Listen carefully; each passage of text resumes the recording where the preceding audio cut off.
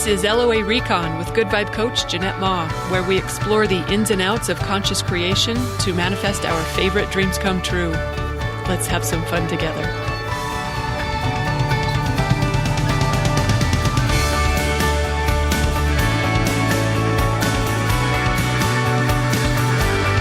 Welcome and thank you for joining me for another episode. I'm wondering if Sable wants to tell you why she is recording with me today. Do you want to tell them or should I? She doesn't think anyone needs to know, but I will say that I don't know if it's separation anxiety or if she just knows that when I'm not around, I can't stop her from doing whatever she wants, which is a lot of destructive things. It's a lot of destructive things. You got to pray for your pillows, your blankets, your cat beds, your dog beds, your shoes. She really can't be left alone. How funny is this, though? So it's irrigation day. I'm out moving water, and I know better now than to leave her in the house alone unless she goes in her crate, and Chad's trying to sleep, so that's not a great idea. So I put her in the garage, and one of the garage doors is cracked enough that cats and chickens can come and go as they like.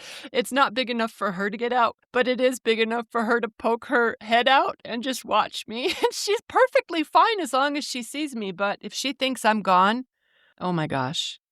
So she's with me where we know she can't get into any trouble. Hey, I wanted to talk with you today about, the Pareto Principle that says you get 80% of the results from 20% of your inputs? You probably wear 20% of your clothes in your closet 80% of the time, or 20% of your friends are the ones you hang out with 80% of the time. Or maybe you've got subscriptions to a couple different streaming platforms, but there's one that you spend most of your time on, right? Okay, and it's not to say that it's exactly 80% from 20%, but the general idea is that we tend to get a lot of output from just a few things. Just a few things are responsible for most of the results. All right, here's what I want to ask you today. What's the manifesting habit that makes up your 20%? What's the one thing you do for your alignment that gives you the most bang for your buck? Do you know? Because you probably do know off the top of your head which clothes and which friends and which platform. But do we know what's giving us the best return on our investment with our manifesting habits? I've been thinking about this because I listened to a performance psychologist talk not too long ago on the Knowledge Project about how we are either set up for success or failure based on our primary habits. And I loved thinking about how easy it is to orient to success by just implementing one good manifesting habit. Like one 20% habit can give us 80% of our results. Oh, I love knowing what is that 20% habit. But then I thought, most of us, we already have habits in place. There's already stuff we do that we don't have to remind ourselves about because it's built in. It's something we do automatically with little or no conscious thought. That's the definition of a habit. Like, we'll say Pollyanna. Pollyanna's habit was looking for the good in whatever situation was unfolding. Like she could find a positive take on it. Remember how she called it the glad game? That is a powerful manifesting habit. Or I'm thinking of Esther Hicks, who was in the habit of writing down how she wanted her next segment to go before she started it. Like segment intending or pre-paving. Yeah, she would write it down in a little journal for every different segment of her day. It was a habit.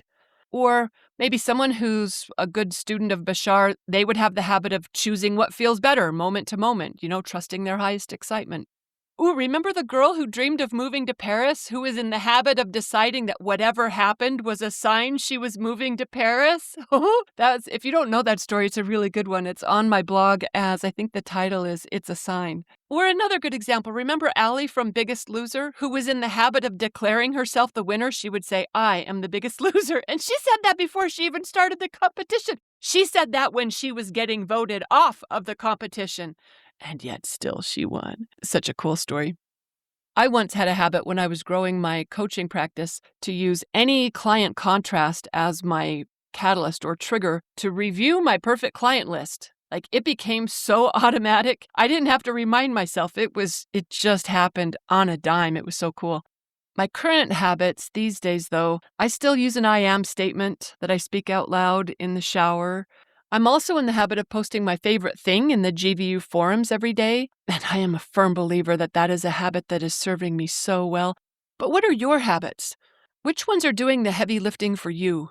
Are you in the habit of pre-paving or segment intending like Esther? Or maybe of connecting to source with a regular meditation practice? That would be a great habit. Or maybe you routinely give the benefit of the doubt or assume the best of others? Or are your main habits something that are undermining your alignment? Like, if we were to look at what habits are showing up most often and creating most of our results, are those habits helping or hurting our manifesting work? If 20% of our inputs are driving 80% of our results, the question worth asking is, what if our habitual 20% is producing unwanted things?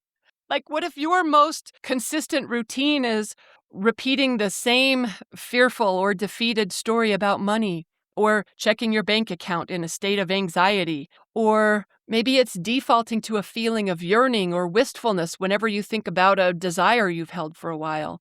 Or maybe it's venting to the same friend who just confirms your worst fears or grows them for you. Those are habits too that could also be driving 80% of our results.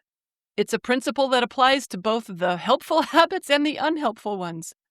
If we've got habits that are opposing our desires, that's worth knowing too, so that we can make our progress much easier by giving up whatever habit is serving as the biggest block to our desired manifestations.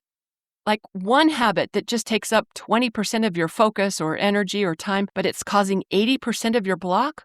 Wouldn't that be a nice thing to resolve? Look, I'll admit, this is easier to see in other people than it is in ourselves. For example, I've got a friend who is not a conscious creator, and man, does that guy have a habit of complaining about the state of U.S. politics every time we talk. Ooh. I've got another friend who has a habit, in fact, I'd say she's got a true talent for seeing what could go wrong. Her pattern is to anticipate the problems. It's kind of exhausting. You know what? This might be a hint as to what my most unhelpful habit is that I bet a lot of us share. That is telling it like it is, observing reality instead of seeing what we'd rather. Okay, anyway, I'm just saying if we could identify the one thing that's causing the biggest drain on our vibrational alignment and replace it with one powerful habit that raises our vibrational alignment, what a transformation that would be. So here's the invitation. It's to do an audit of the habits that are affecting your vibration the most. What are you doing on the regular, automatically, without even thinking about it? And is that working for you or against you? Because once you know your actual 20% habit that's making the strongest contribution to your manifested reality, whether that's positive or negative, then you can decide if it stays or goes. But I also like the idea of choosing one habit, just one, that we're willing to make our new heavy hitter. Pick one on purpose that we'd like to lead us into our desired reality. That's really all it takes for us to completely change what we're creating next. So maybe your heavy hitter 80-20 habit could be appreciation, or going with the flow, saying yes to what is, and sidestepping resistance. Maybe it could be committing to honoring your inner guidance, or tapping into your dream come true on a daily basis, whether through visualizing or scripting or journaling or affirming, or maybe you're already doing that. But if you really want to make a difference, make a decision. One that you're willing to commit to, and then tell somebody. We're more likely to follow through if we speak it out loud to someone else. You could even email me. My first thought as I was thinking about this for myself was my tendency to observe what is, that I would resolve that with engaging pre-paving as my lead habit. But the longer I thought about it, I realized I'm spending more time than I like telling unhelpful stories. A heavy lifter, 80% result for 20% effort habit for me might be to be more deliberate about the nature of the stories that I tell. For example, I was doing chores this morning, and when I looked at the clock and noticed over an hour had passed, I was like, man, why does it take me so long to get through chores when Chad can do this in like 20 minutes? And then I thought, whoa, it's because of the way he does them. He doesn't clean any dishes or refill the bird feeders or scoop any dog poop or chicken poop or medicate anyone. And when I heard myself in this story, I knew, yeah, this is a vibrational handicap. And then 15 minutes later, I was going on in my own mind about someone had told me something about my broody hen that didn't sit quite right with me as I was turning it over this way and that, thinking to myself how wrong she was and why she was wrong. I heard myself. So I upgraded it to, you know what, Jeanette? Everyone gets to have it their way. She can have it her way. I can have it mine. I don't have to convince her to agree with me, or I don't have to prove she's wrong. I can just change my mind, and that's a better story in itself. So I decide that my chickens and their babies thrive. And with that vibration, my 3D reality is going to take a better turn because it's a better vibration. That's me, though. How about you? I hope you take this episode to heart and play with something that's sanctioned by your inner guidance because it knows better than all the rest of us combined. So listen for what inspires you, follow that, and you can't go wrong. Thanks for listening, everyone, and happy manifesting.